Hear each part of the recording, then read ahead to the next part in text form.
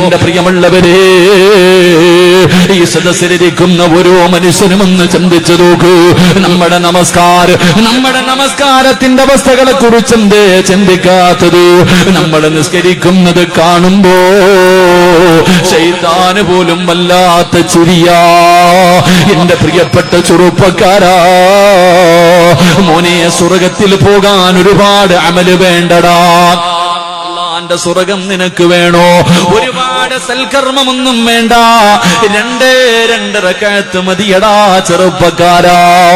അല്ലാഹുവിന്റെ പ്രവാചകൻ പറയുകയാണ്, ഒരു മനുഷ്യര് ഒരൊറ്റ വഖത്ത് മതി നിനക്ക് സ്വർഗത്തിൽ പോകാ.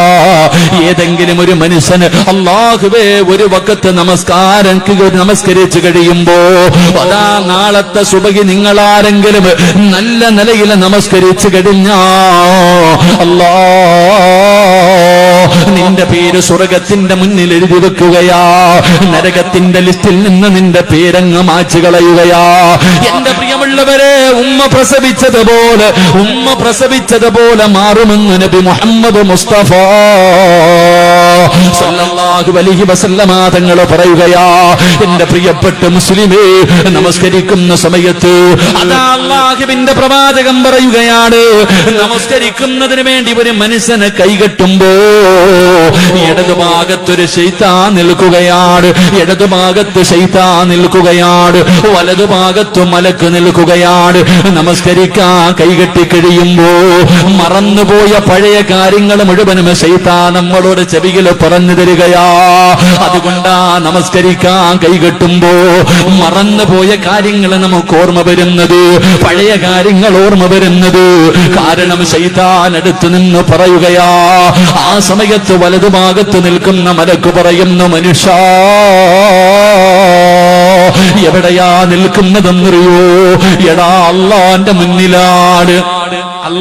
മുന്നിലാ നീ നിൽക്കുന്നത്. അവൻ പറയുന്നത് നീ കേൾക്കല്ലേ? പടച്ചവനെ, മലക്കിങ്ങനെ പറയുകയാണ്. എന്റെ പ്രിയമുള്ളവരെ, നമ്മുടെ റുകൂഉം സുജൂദുമൊക്കെ എന്തൊരു ധൃതിയാണെന്നറിയോ? എന്റെ പ്രിയപ്പെട്ട ചെറുപ്പക്കാരാ, സുജൂദിനെ ദീർഘിപ്പിക്കണം പൊന്നുമോര്. പെട്ടെന്ന് കാക്ക കൊത്തുന്നത് പോലെ കൊത്തികെട്ടി എഴുന്നേറ്റ് ഓടല്ലേടാ ചെറുപ്പക്കാരാ. മോനെ, സുജൂദിൽ ഒരുപാട് സമയം കിടക്കണം. കാരണം എന്തെന്നറിയോ? അല്ലാഹുവേ, സദാ നമ്മൾ ചെയ്ത പാപങ്ങൾ മുഴുവനും നമ്മുടെ തലയുടെ മുകളിലേക്ക് കടന്നു വരികയാ. സുജൂദ് ചെയ്യുമ്പോ അല്ലാഹുവേ, പാപങ്ങൾ മുഴുവനും തലയുടെ മുകളിൽ വന്നിരിക്കുകയാണ്.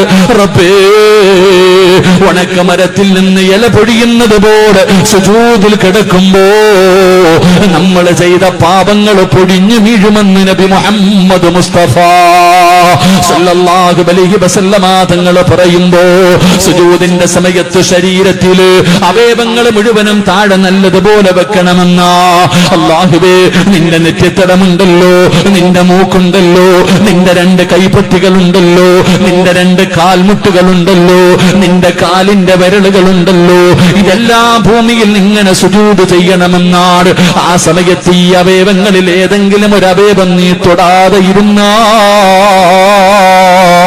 ആ ഒരു അവയവം നിന്നെ ശപിക്കുമെന്ന് നബി മുഹമ്മദ് മുസ്തഫ.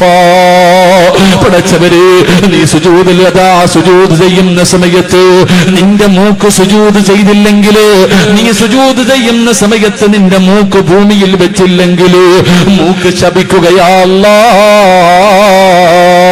പടച്ചവനെ, ഇവനെ വെറുതെ വിടല്ലേ അല്ലാ. പ്രവാചകൻ അവിടെന്ന് പറയുകയാ, അല്ലാഹുവിനെ ഭയന്നുകൊണ്ട് നമസ്കരിച്ച് കഴിയുമ്പോ, സലാം വീട്ടി കഴിയുമ്പോ മലക്ക് കെട്ടിപ്പിടിച്ചിട്ട് പറയുന്നു, വഅബ്ശിറൂ, അവിടുന്ന് നിനക്ക് സന്തോഷ വാർത്ത പറയുകയാ. ഭാഗ്യവാനാണടോ, അല്ലാഹുവിന്റെ തൃപ്തി കിട്ടിയവരോ, നീ സ്വർഗത്തിന്റെ അവകാശിയോ, നിന്റെ പേര് സ്വർഗത്തിന്റെ കവാടത്തിന്റെ മുന്നിലുണ്ട്. അല്ലാഹുവേ, നമസ്കരിക്കുന്ന സമയത്ത് ഭയഭക്തിയോടുകൂടി നിസ്കരിച്ച മനുഷ്യനോട് മലക്ക് പറയുകയാ, ശൈത്താനെ പിൻപറ്റിയ വാപ്പാ,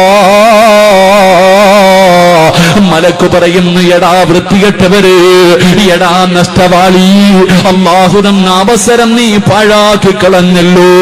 നീ നരകവാസിയാടാ, നിന്റെ പേര് നരകത്തിന്റെ മുന്നിൽ എഴുതിയടോ എന്ന് മലക്കു പറയുമെന്ന് പ്രവാചകൻ പറയുമ്പോ